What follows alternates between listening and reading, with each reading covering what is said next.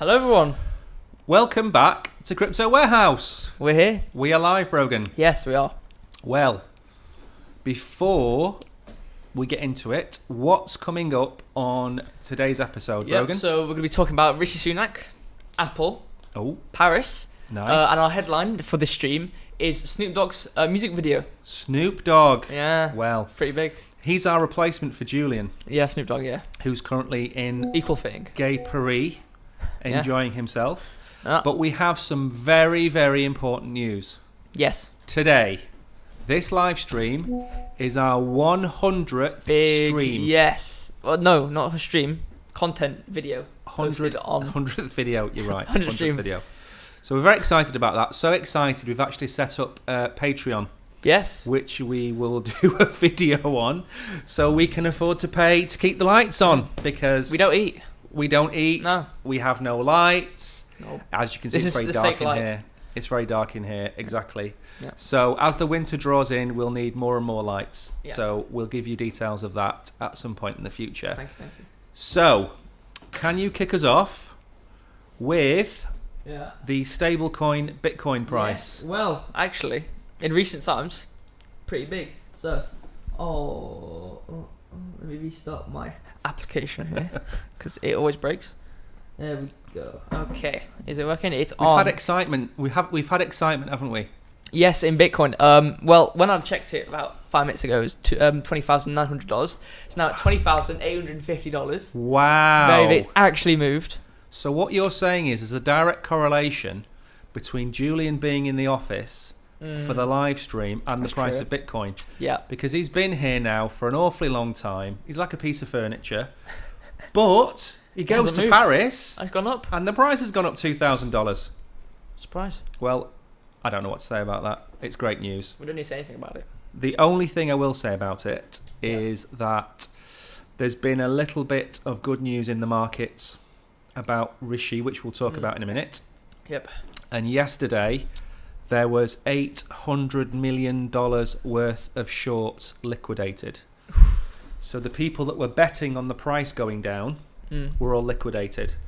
And 75% of that was on FTX, which is the one that's owned by Sam Bankman-Fried, who we've talked about in other videos, so you can go and check them out. And of course, we don't know whether this is a bear market rally, or we don't know whether this is the end of the bottom. So I think we'll find out in a few weeks when and if we can hold support at 20,000. Yeah. But anyway, this is actually, word on the bird isn't a tweet this week. This is something that's been snuck in to Apple's terms and conditions. You lost me there because you said word on the bird and there was no tweet. It's not word on the bird. Yeah. Okay. It's worm in the apple. Yes, word on the iPhones. Word on the bird only for iPhone people. Okay. App Store review guideline updates now available. So scroll all the way down here. We've got this concerning. No, not concerning. 3.1.1 is the bit that we're concerned about. So added to 3.1.1, apps may use in-app purchase in-app purchases to sell and sell services related to non-fungible tokens, NFTs, such as minting, listing, and transferring. Apps may allow users to view their own NFTs, provided that NFT ownership does not unlock features or functionality within the app. Apps may allow users to browse NFT collections owned by others, provided that the apps may not include buttons, external links, or other calls to action that direct consumers to purchasing mechanisms other than in-app purchase. Cheeky. It is cheeky, you're right. Very cheeky. What I would say, though, is ignore they've got this gated community in Apple, and crypto is a direct threat. Because once you have a wallet, you can pay for things in crypto, you can send crypto back and forth, and Apple have always wanted to be in charge of in-app payments. Yeah. So that's always going to be the case. They're always going to control their own fiefdom. But what this is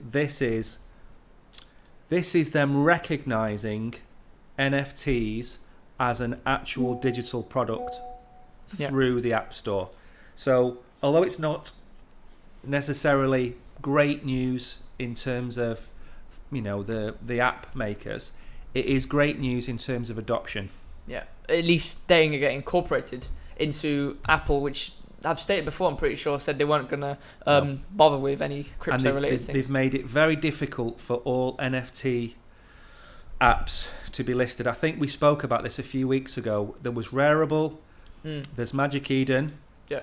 I don't think OpenSea have got one yet, but Coinbase are going to have their NFT platform, and I imagine the Coinbase app will have the NFTs built into it, which is through Apple. So I think this is a good sign of things to come. But what's very interesting is that the wallets you can have on phones, like let's say Phantom, for example, they have their own inbuilt browser where you can go to NFT websites and therefore get all the functionality. So I don't know what this rule implicates. I know it might just be native app on Apple where you can use to look at NFTs, buy them, whatever, or not buy them. But I know that on wallets like as well Solflare and Phantom, they have their web browser where you can do all this already. So I don't really know if that's going to change anything. I think they're trying to close up some loopholes. Yeah. And that's it. So this is the big news. Yep. Now, as always with Cointelegraph, they've got their sneaky thing where highlighting never works. So it's only the first line which works. So I'm going to have to read through it, unfortunately. So it might take a bit of time, but we'll do it anyway. Wealthy crypto believer and incoming UK PM Rishi Sunak once commissioned a royal NFT. He did. The new leader of the world's sixth largest economy is the former chancellor of the Exchequer. I never pronounced it right. And is said to be richer than King Charles. He's also a firm crypto supporter. He's the youngest prime minister ever, and he's also the richest prime minister ever. But I'm not going to hold that against him because he's pro-crypto. So here it basically says Liz Truss, which was record-breaking, leaving the office. He's basically replacing her. Yeah. Thankfully. Yeah. She tried to destroy the economy and luckily failed thanks to the Bank of England. Sunak has also spoken positively on central bank digital currency. In April, he commissioned the Royal Mint to issue a non-fungible token by the end of the year as an emblem of the forward-looking approach the UK is determined to make. He also oversaw the drafting of the Financial Services and Markets Bill, which is now making its way through Parliament and promises to provide a regulatory framework for stablecoins and crypto assets. Yes. Sunak has made history for several reasons. I thought, this is just talking about him. That's not really that important. So, Is it good? It's all great news. But the bit that I want to highlight here is that he's the youngest prime minister. He's more in touch with the modern markets and technology than any of his predecessors. And I think the one thing that grates me about America is their complete and utter transparency on how, I have to be very careful what I say here, You do. on how they are sponsored by big companies. So if you take Gary Gensler, who's the head of the Securities Commission in America, he is ex-Goldman Sachs Bank, number one. They generate most of their revenue from the banks, number two. And number three, he has spent the last 2 years trying to hold back crypto under the pretense that he's protecting consumers. Now, this is the thing that grates me. He's not doing this for consumers. He's doing this for the big banks and big businesses in America because they're all in the pockets of all the big banks. It might sound like tinfoil hat time, and Julian was here, he'd be shaking his head on me, but he's not, so I'm going to go on my rant. Now, since the article was written, the new Financial Services Bill has gone through the lower house of the House of Commons, and it's more than likely going to pass. What this means is that we will have regulation. HMRC will have a guideline on how to tax cryptocurrencies. Good. And we will have clarity and stability with a Prime Minister who is fully aware of how cryptocurrencies should be taxed and regulated to protect individuals. Unlike America, where they are fighting between themselves, the SEC are fighting with the Commodities Commission, and everything is political, and everybody's lost sight of what cryptocurrency is. They are assets, digital assets, especially if you look at Bitcoin. It's a Security. Sorry? Security, you guys say, right? No, I'm not. It's not a security. It's a commodity. Oh. If it was a security, it'd fall under the SEC. It's not a security. It's a commodity. But the point of it is, if you have regulation, that protects the users. And it's not Bitcoin that's defrauding people. It's these fly-by-night companies which are constantly scamming people. We're going to get onto one of them in a bit, the Freeway. We're going to talk about them in a bit. Okay. So the regulation has to be in place. The same regulation that protects us from banks and building societies and everything else. So this is great news. And even though he's taken an awful lot of flack because of Boris and because of Liz, I think he's the only real alternative we've got, because Keir Starmer is not a Prime Minister. Anyway, rant over. Okay. Now then, this is the bill, I believe. Yep, let's get on to it now. The bill. Is this not the UK... What's the next article? Now the largest crypto economy. Yeah, UK leads the way. Okay. It talks about the bill in this article. Right. Okay. UK is now the largest crypto economy in Europe. The United Kingdom received a whopping $233 billion in raw transaction value of cryptocurrency from July 2021 to June 2022, according to an official report released this morning. It was the highest crypto transaction value of any European nation. The highly anticipated annual document ranks the UK as having the 6th largest crypto transaction value in the world. Dion Seymour, Crypto and Digital Assets Technical Director at Anderson LLP and former policy advisor at HMRC, the UK's tax authority. I would like to think it's because we have tried to provide certainty as far as crypto regulation and taxation go in the UK, he said. No one wants crypto to be taxed, but if there's uncertainty about how it will be taxed, that can cause some level of consternation. Consternation. Consumer protection absolutely needs to be considered if we want DeFi to become mainstream, he added.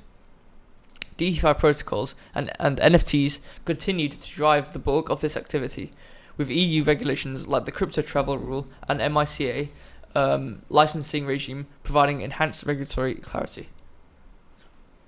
So, we talked about this again a couple of weeks ago, didn't we? Right. Yeah, we did. When Julian was here, we talked about the fact that we were expecting the UK to be a lot higher than it was, but it isn't. However, it's now moving up there. So I know regulation might be a boring topic to you, but do you think when you buy and sell your crypto, are you aware of the tax implication of this? No. Right. So the reason you're not aware of this is because it's like the Wild West at the minute. So when you buy and sell a stock or a share, and you buy it for £100, you sell it for 150 quid, that £50 is taxable. You have to pay tax on that. If you buy a DGOD NFT for 200 sol, the 200 sol might be worth $10,000 at the time that you bought it. If it drops to 170 sol and you sell it, but that $10,000 is $20,000 because the price of sol has gone up, you still have to pay tax on that $10,000. But none of the regulation is in place. And because there's no regulation, nobody comes after you to pay your tax. You have to declare that yourself. But in a market where there's no regulation and everything's a grey area, you have these kind of shady transactions going on, peer-to-peer transactions, and you've got tornado cash going on, all this kind of stuff going on. So if you knew you could sell your NFT and it would say to you, this transaction will incur a profit of $300, it would make you aware, wouldn't it? And then you'd know what tax to pay. Yeah. So all of these things that are happening in the background, they're all making crypto more and more acceptable because it's removing all of these cowboys from the industry. But it's also making you aware that all of these things you do are taxable. Taxable when you sell, obviously not taxable when you buy, but taxable when you sell. So when the regulations do come in, they're not going to be perfect, but hopefully they're going to set the grounds for the next stage of cryptocurrency, which is mass adoption. Yeah. Now, the next part, this is in contrast to what we've just been talking about, and this is why it's great news. We've got Rishi and we've got regulation. Yeah. Which exactly. is Mr. Macron. Yeah, Paris. Hopefully Julian's been to see him Yeah. and had a word about crypto. Yeah. Hopefully. Because this article is ridiculous. But Paris, a crypto hub, Macron's dream may be a gamble. The French president wants to make Paris a crypto hub, but tougher rules are needed to safeguard users. The City of Lights has welcomed Binance and more recently Crypto.com with regulatory licenses. An NFT factory showcasing digital artworks has also opened its doors opposite the Champs-Élysées. Centre Pompidou. Oh, Pompidou. Julian's been there this week. Yeah. Oh. He mentioned it Did he go see the NFTs? in his ode. I don't think he did. Shame. President Emmanuel Macron's administration sees an advantage in luring tech talent and investment, while France's culture and entertainment champions have felt pressured to dabble in meta collectibles in a Silicon Valley-dominated world, even as enthusiasm has dimmed somewhat.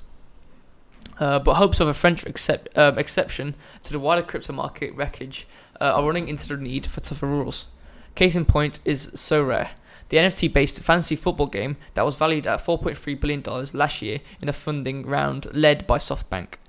The risky speculative appeal has become impossible to ignore, as cards can be bought and sold using cryptocurrency, spawning hype-fueled tales of players taking out loans and or quitting their jobs to win big, as the best prizes and Ethereum rewards are on offer to rarer, pricier cards.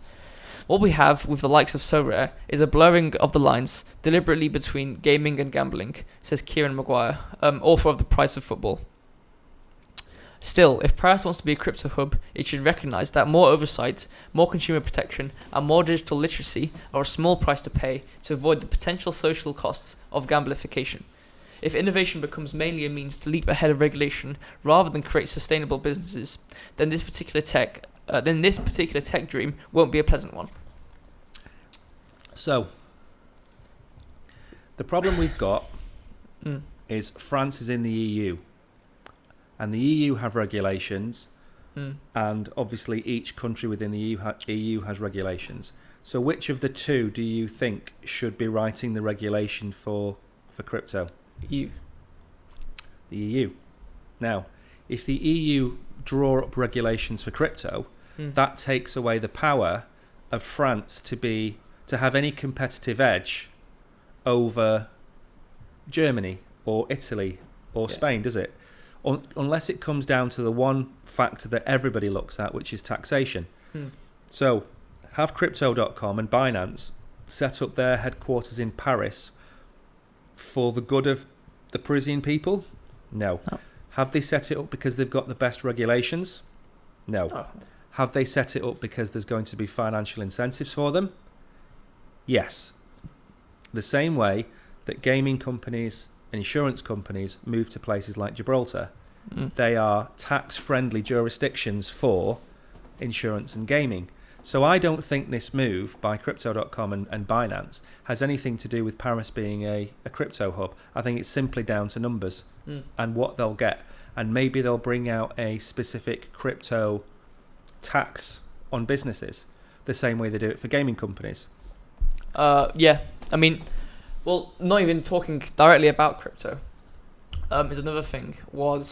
I don't know about this regulation in terms of it being, Europe based as well, but talking about games and the gambling in games being regulated, and So Rare, the blurred line also could be applied to this. Is it a game? Yeah. What is it? Because if it's based off money alone, could it then therefore be wholly considered gambling and won't have these regulations? What was it?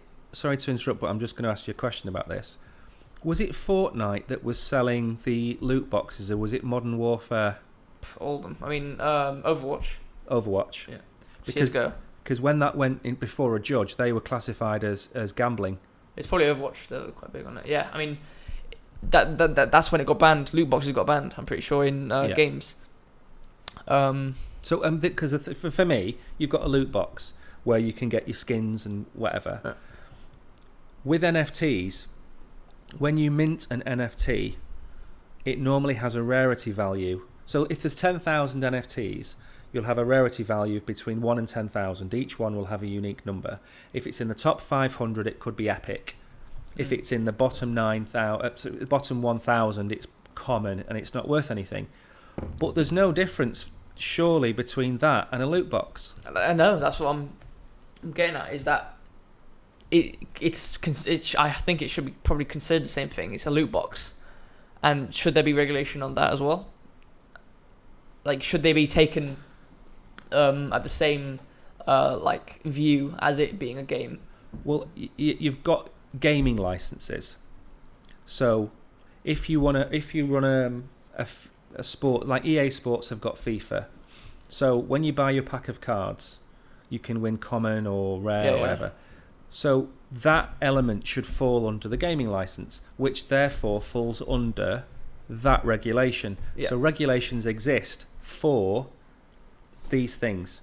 Yeah. So I don't think we need new regulation. We just need to apply it with current day. Correct. Yeah. So as far as I'm concerned, Paris is just a pretty place to go to save some money for these gaming companies. Yeah. And believe you me, if Germany set up a crypto hub tomorrow and had a 5 or 10% tax rate for crypto companies, they'd all go at the drop of a hat. None of these companies have got any allegiances. Binance didn't have a headquarters up until 12 months ago. It was a decentralized group of people. They didn't have a physical headquarters. So this means nothing to me. It's just Macron trying to win brownie points. Yeah. Right, this is another one. We spoke about Celsius in the past and the Celsius crash, which caused a hole in the balance sheet, and users have lost some of their money. We know quite a lot of our friends have lost money. This is another one. If you want to run through this article, it's not that long before we get onto the exciting stuff. Okay. But this is just something I want to make people aware of. Yeah, well, the freeway and all that. Yeah. So, once again, it's Cointelegraph. It's broken. So, I'm going to have to somehow read this in an informative manner. But, so, crypto platform Freeway halts services citing unprecedented volatility. Cryptocurrency platform Freeway has halted transactions and services related to its supercharger high-yield product until further notice. Crypto platform Freeway has halted some of its services, citing... I've said the same thing. Well, I'm moving on now. In an October 23rd post, the platform announced it is halting buys and deposits and will not be buying supercharger simulations until our new strategies are implemented. So superchargers can offer up to 43% annual yield. Users can deposit fiat currencies and crypto, like pretty much any other platform there is. I mean, it's the same old stuff. You don't have to read any more of it. People get the gist. I'm trying to find anything interesting. Well, I'll explain in very simple terms what you do. All right. You deposit your Bitcoin or your Ethereum or your pounds or your dollars, and they pay you up to 43% interest, which compounds on a daily basis, right? We've said this numerous times. These companies, and I'm not saying it's Freeway in particular, these types of companies are Ponzi schemes. So when you deposit your money thinking that you're going to make 43%, they are taking your money and they are paying other users of the platform your investments as their interest. And it gets to a certain point, a certain level of investment, and the entire stack of cards comes crashing down around everybody's ears, and the people that lose the money are you, the viewers, the average person in the street, and they stand behind a comment, well, you know, the market volatility has been really bad and we've got a bit of a hole in our portfolio. Well, it's not a hole in your portfolio, it's a hole in the portfolio of the people who've invested with you. Anybody offers you 12, 15, 20% return on your pounds, dollars, Bitcoin, Ethereum, don't go anywhere near them. And if you're invested in Voyager or Nexo or Celsius or Freeway, take your money out and put it either into a hard wallet or a wallet on your own computer or your phone, or if you can't do that, put it onto Coinbase or Binance or crypto.com. Don't fall for this 40-50% return. It never works. And all that's going to happen is you're going to lose your money. Especially if it's passive. Exactly. There's concentrated liquidity. I mean, obviously, the supercharger is a bit different, but it's basically on the premise of it's passive. It's going to give you 45%, up to 45% a year. Unless you're doing concentrated liquidity. Correct. Where you manage it yourself. Yes. And you're managing it and monitoring it in order to get this high percentage APY or APR. Then it's a scam. I mean, you're right. There are ways to make that return. Yeah. Emissions, i.e. the coin paying out interest itself. Yeah. Concentrated liquidity pools, they exist. But for the people watching this channel, that's never something we're going to recommend. No. Put it into Coinbase or crypto.com and earn 3-4%.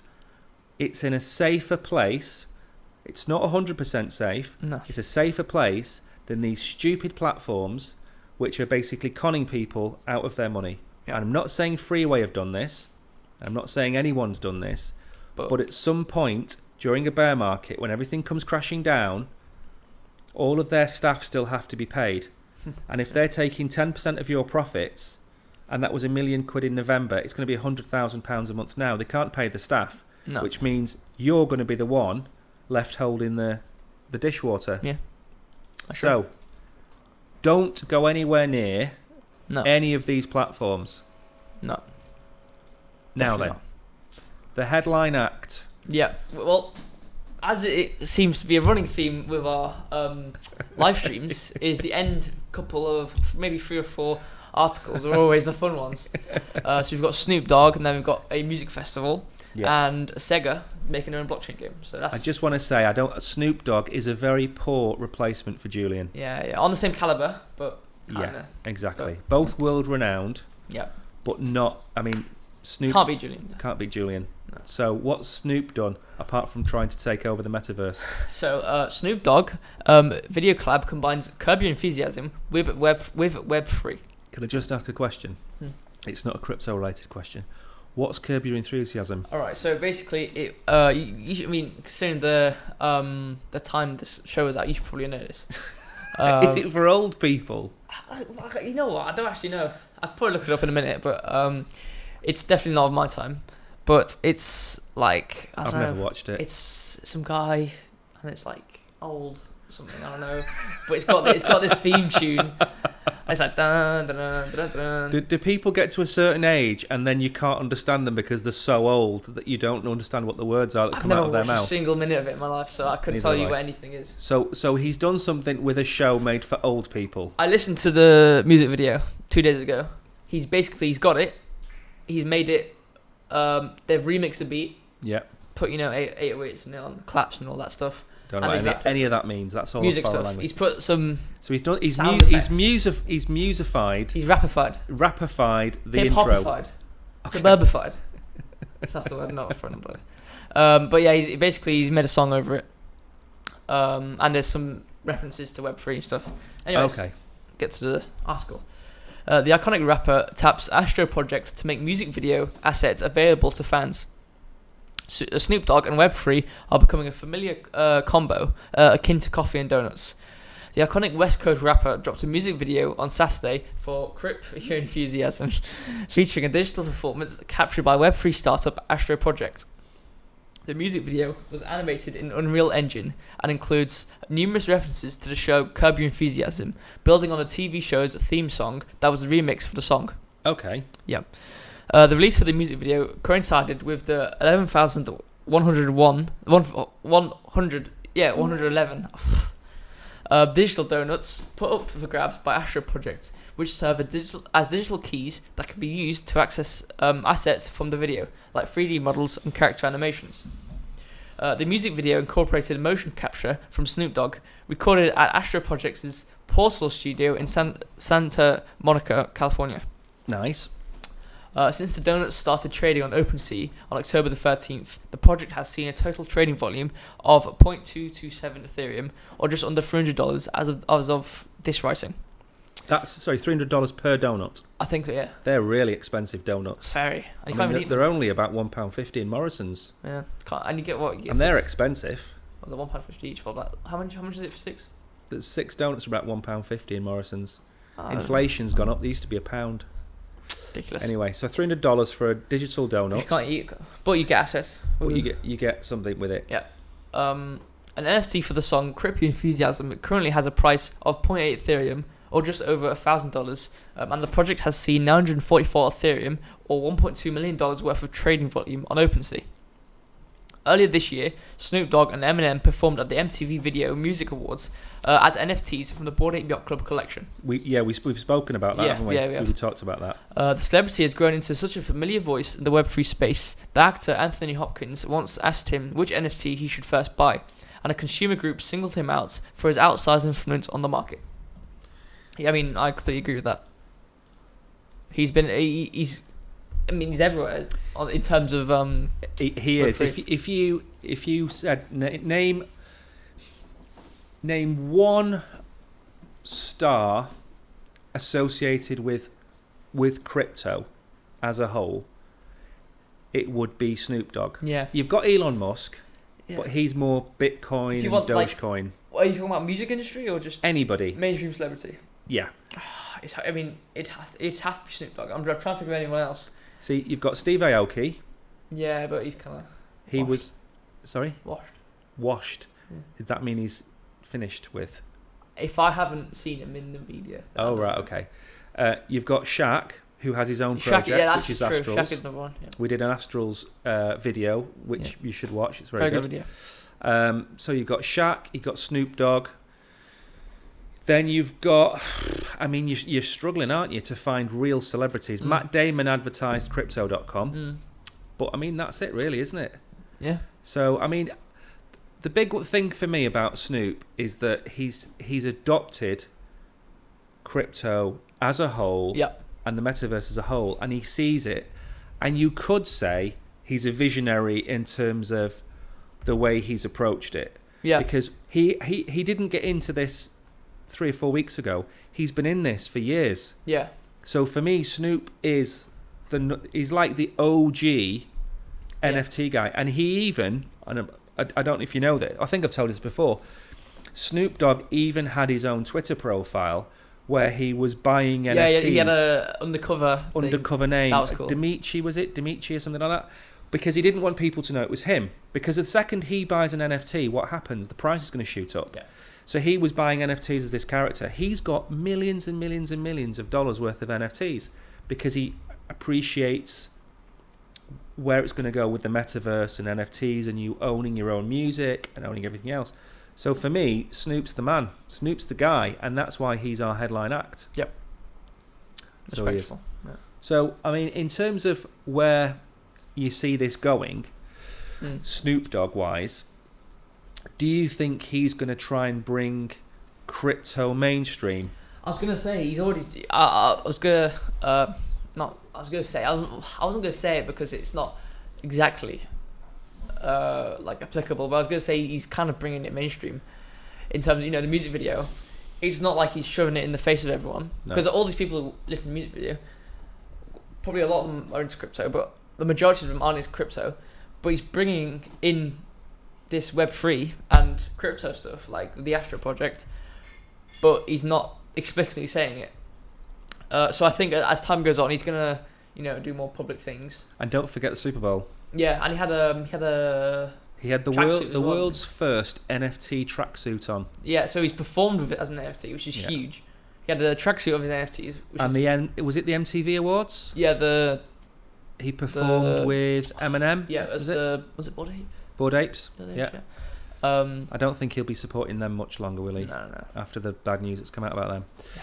Okay, well, we have still sticking with music and something which I think, this is something we could probably look at live streaming in November. Yeah, it would be good. Because I don't think a lot of the people watching are going to know how to access it. So No. we might be able to do a bit of a live stream of it. Yeah. But this is the kind of thing that Snoop would be in. And Yeah. I don't think he's performing, but there are a lot of famous people there performing.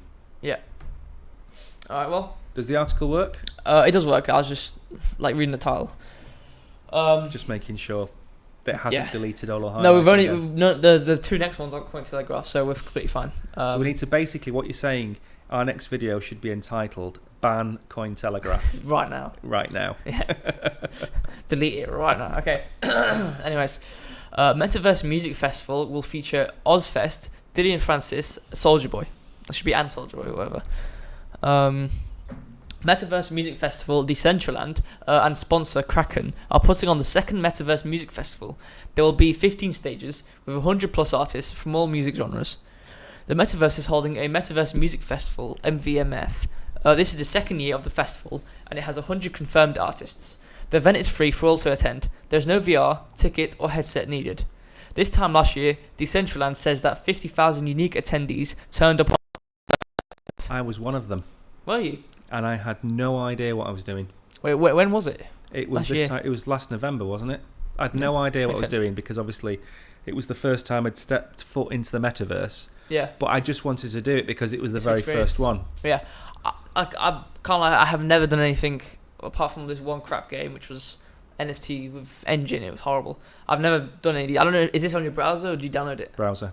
So that's good. That's good. I'm glad it's on your browser. Anyways, so the festival this year will be set in a cyberpunk city of the future. The centerpiece is the town of Babel Stage. Artists of 2022 include the global touring metal festival Ozfest. Yeah. On one of the 15 stages, LimeWire will host artists of their choice. LimeWire was a former peer-to-peer file-sharing platform that was used to share pirated music between friends. It's very strange what's happened with LimeWire.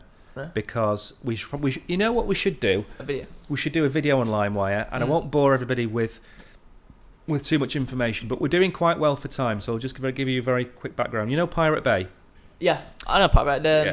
Not Napster. Actually, we can't name them because we might get kicked off. True. So Pirate and Nap Yar. and Lime, right?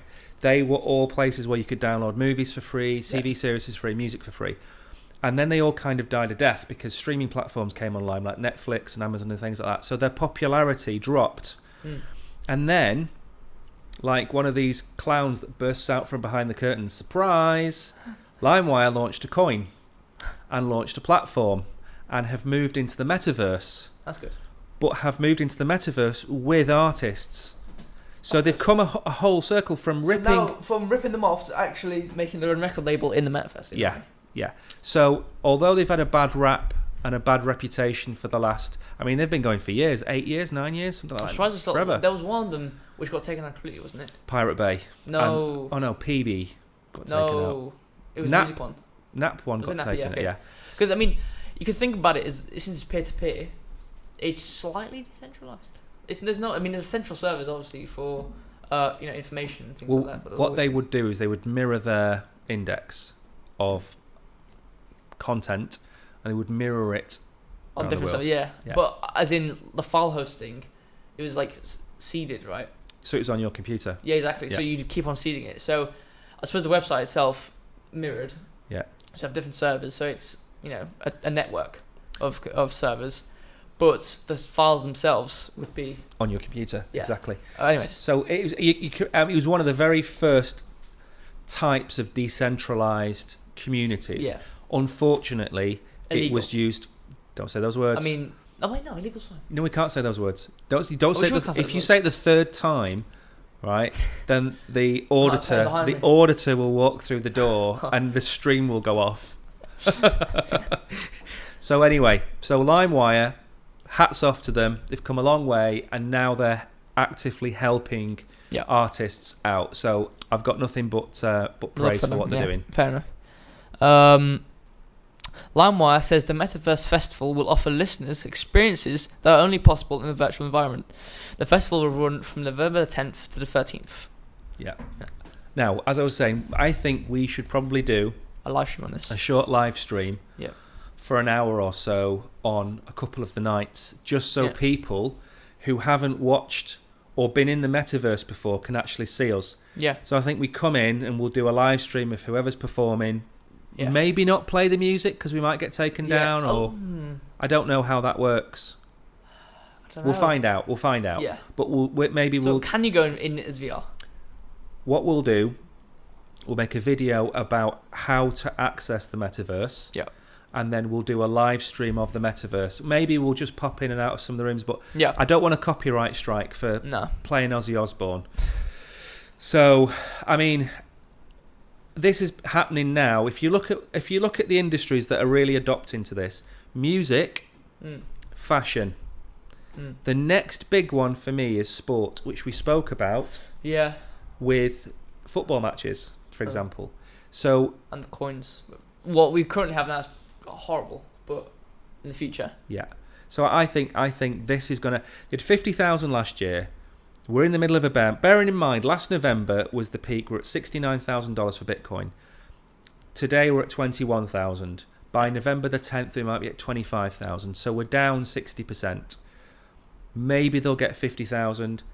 I'm more thinking they might get 150,000 for this, because it's something which is more mainstream. Next year, the year after, you're going to start talking in hundreds of thousands, if not millions of people going to these events. So for me, this is the time you want to be in there to say, I was there when Ozfest went online. And you should get some sort of recognition for that, an NFT. I think LimeWire are selling NFTs for $199, it mentions in the articles, which will give you specific access to different parts. Okay. So anyway, let's move on to your number one article of the night, which is Sega. Yes. This is I've only read the title, but it seems good from what I've read. Is Japanese gaming giant Sega to launch first blockchain game. Sega, one of the largest Japanese gaming companies, has announced that it will launch its first blockchain game in collaboration with Double Jump Tokyo. The game, which is based on Sega's Sagokushi Taisen franchise, which will build using Oasis, a Japanese scaling-focused product to support its blockchain elements. I call them Sega. What do you call them? Sega. I call them Sega. But I think that's my northern. I don't know. See, Sega. Where I'm from, we go, so I think it's Sega, whereas you're Sega. Japanese game giant Sega? I don't know. I'll probably just say Sega. I don't know. But they're old. They're as old as the hills, Sega. Yeah. They were around when I was a kid. I mean, that's black and white TV time, isn't it? And Namco and Baido. Is it Baido? They're mentioned in the article anyway. Baido Namco. Isn't it the same thing? Something with Namco. I don't know. They've all been bought out and merged with each other over the years. Yeah, probably. The Sagokushi Taisen franchise is comprised of a series of strategy games that allows its players to use use of virtual. It's probably another foreigner. I shouldn't say that. To players to use virtual cards. English is getting on me. Of virtual cards in the virtual field. It's very difficult to read these cryptic articles because the people writing them are like 15. Yeah, and that's actually an insult to 15-year-olds. Yeah, their grammar is appalling. Yeah, the other one as well. It was comma, comma, comma. If you have the last comma, it should be an and. But whatever. The structure of the game lends itself to the implementation of blockchain elements, like the tokenization of some of the assets of the game and the trading aspect of the cards. Double Jump Tokyo also announced that the blockchain part of the game will use Oasis, a Japanese gaming project, and its vehicle. What? Oasis is a blockchain initiative that aims to be scalable enough to support a big number of concurrent players using its services. Oasis has the support of traditional entertainment powerhouses and crypto companies such as Bandai Namco, Sega, Jump Crypto, and even Square Enix. That's good. Sega's stance. Who are they, by the way? I don't know who they are. They made Just Cause. Really? Yeah. Great game, that. Lovely. I want to say they're somehow related to Final Fantasy. I have no idea. To who? Final Fantasy? I think. Or like the MMO. The one online. I think. I might be completely wrong. Sega's stance on non-fungible tokens and blockchain games has been ambiguous. In January, the company stated it could abandon the implementation of these technologies in its games if these are considered a money grab by its customers. However, more recently in April, Sega hinted at the possibility of including NFTs and Metaverse elements as part of the super game development strategy. Yeah, it's a foreigner made this anyway. So, my question then is, Uh-huh.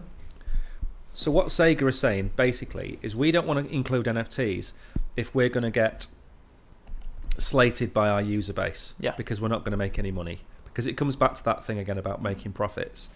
So you're in a difficult position.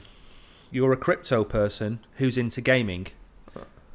Is it still solely to do with education? I think so. I mean, I was going to say actually, from the previous article when we were talking about industries, like you said music and fashion, like industries where crypto be integrated like first or fastest. I was going to say that I think gaming's actually going to be one of the latter ones or later ones. Yeah. Because of the fact that I think gamers don't really like a lot of change.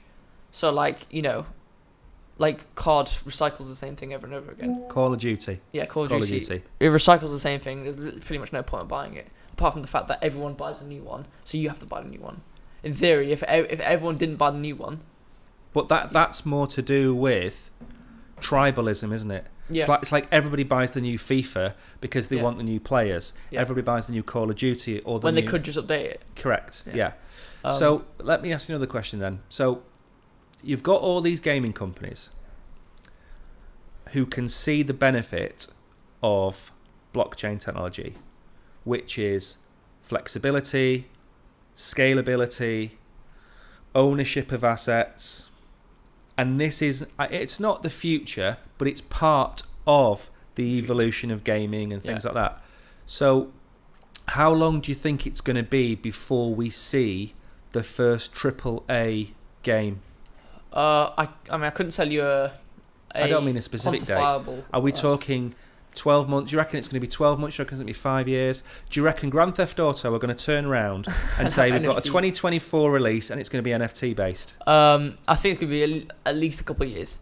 Mainly for the fact that, you know, you listed off the benefits, but most of them benefits were from the consumer, being, you know, flexibility or interoperability between different games, Yeah. ownership, and I think, you know, as any company should be, is focused on profits and revenue. Obviously, the consumer base is important, but profit wise, I mean, I was going to go on to, you can, you know, charge for each transaction, or, you know, take a cut of the transaction. well, this is what I was going to say. The royalties. I sell you a game for $50. That's the end of our transaction. You've bought that off me. Then you've got the packs, which you can't sell anymore because the scene is gaming and gambling and whatever. But if you get a skin and you sell that on the Call of Duty marketplace for $50, is it Activision Blizzard that make Call of Duty? Isn't it? Activision, right?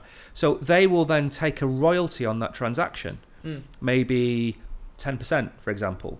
Or if you're a gold or a platinum member of Activision Blizzard and Microsoft nowadays, they're all rolling into one, aren't they? Yeah, they're all coming together. So if you're a platinum Microsoft Activision user, that 10% becomes 5%. Yeah. But then you have to pay for the membership to be that. Well, I suppose assessing it like that, it actually could be more profitable because That's you have what I'm saying. the initial purchase, which is, let's say, $50, but then from then on, every transaction on this system will give you money. Exactly. Or you release a new one, or you decrease your rates, but you're still making them pay to decrease the rate, which is going to pretty much cancel it out.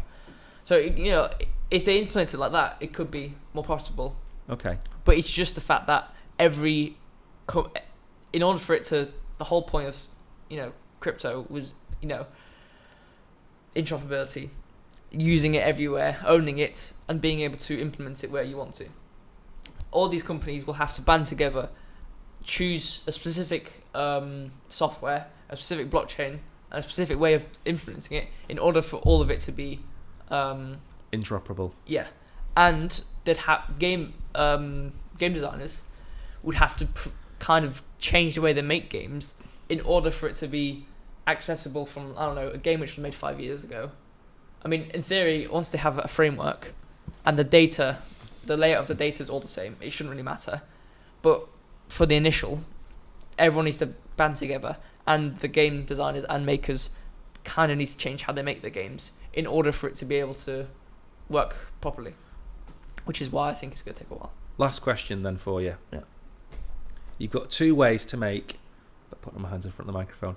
You've got two ways to make a game. You make a game blockchain-based from the ground up. You make a game and you integrate blockchain technology into the game. So Gala Games, they add blockchain technology to existing games. Yeah. Fortnite is building its own metaverse with the help of a $1 billion investment from the VCs. Small. Yeah. So from your point of view, personally, I'll give my opinion. Personally, I like to see games where they can retrospectively give you NFTs based on your achievements. So let's say on Xbox, you've been an Xbox user for 10 years, you've got all these Call of Duty achievements, right? So you're given various skins for your achievements or various items. So day one, you might end up with 25 NFTs. Yeah. But they've retrospectively generated them for you because you're an OG player. So from your point of view, do you want to see brand new blockchain games, or do you want to see existing games plugged into the blockchain? Well, the way I think of it is I would want to see current games have a crypto integrate or Web3 integration. I feel like that's a smart move, because the game companies don't really have to do much apart from change, their code base a bit. I don't know how easy it is to let's say they use Gala Games. They could make their own one. Yeah. As a collective, but again, obviously, actually no, never mind. But let's say they use Gala Games. I don't know how hard it is to implement into a game, but let's say it wasn't that hard. It'd just be a simple thing they did. And then might have to, program some achievements which give you NFTs. But I think for the future, it should be that crypto is made into the game, instead of it being plugged in. Because plugged in would cause. I mean, I suppose, because let's say they continue to make plugged in forever, people would make the games the same how they always make it right now, which is fine because that's a game. That's how everyone knows it. However, it's not focused on crypto in that way if they make it for plugged in. However, if they make the game basically like how they make it now, but with another focus of incorporating Web3, I feel like we wouldn't really change that much in terms of gameplay, but we would have a more solid focus for games on crypto, rather than it just being a plug-in. Okay, let's just plug it in, let them have it. Okay. But if they, obviously program themselves, would have a proper game with crypto in it. But yeah, that's basically it. I like that answer. That's a good answer. Right, last point then. Yeah. Is the question. Questions. We only got two because Julian's not here. Yeah. So, do you want to ask me my question first? Yeah. So, because you might need a break. I've just waddled on for like 5 minutes. You haven't. It was very succinct. Good. So this one's for me from Gary in Dublin. Gary in Dublin. Yeah. He's asked, best place to stake your coins like Solana or Ethereum? For me,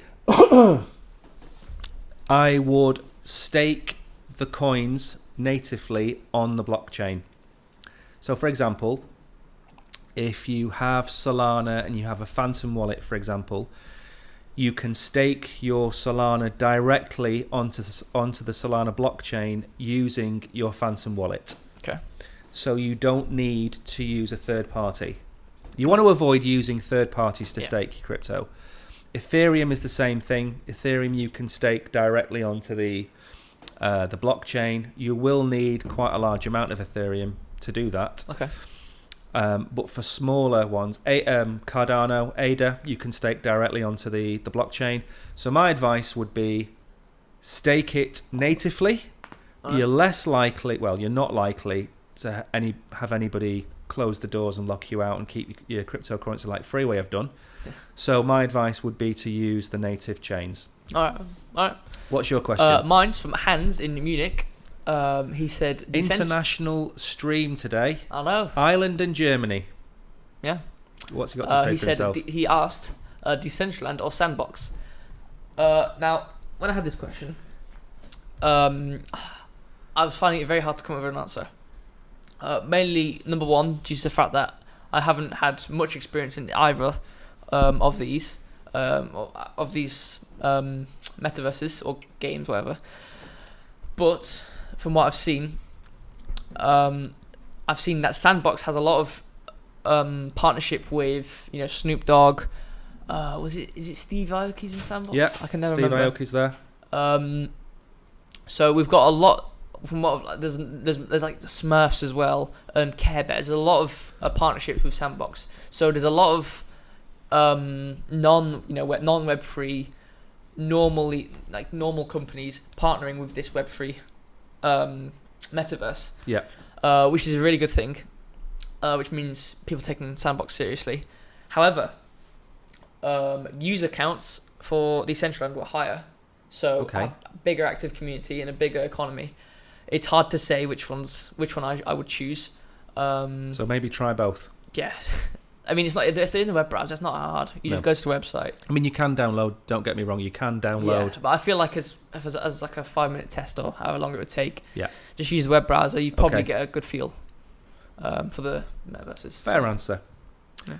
Well, that's it. Yeah, well, we have to go a little bit early today because we have Zane coming we have in. an interview with the NFT Meister. The NFT Meister himself. Yep. So that will be going up hopefully in the next few days. Yep. And then we're back on Saturday. We don't know when we're doing the Halloween special, either Saturday or Wednesday, because I've got my dates wrong. Yeah. I thought Halloween was next Wednesday, and it isn't. So we'll either do it Saturday or Wednesday. I feel like we should do it on Saturday. I think. Let's see. Yeah. Let's see. Obviously. Well, thanks for watching. Please Thank like you. and subscribe. Yeah. I don't have anything else to say. Actually, I do have something to say. Make sure the notifications are on. Yes. Because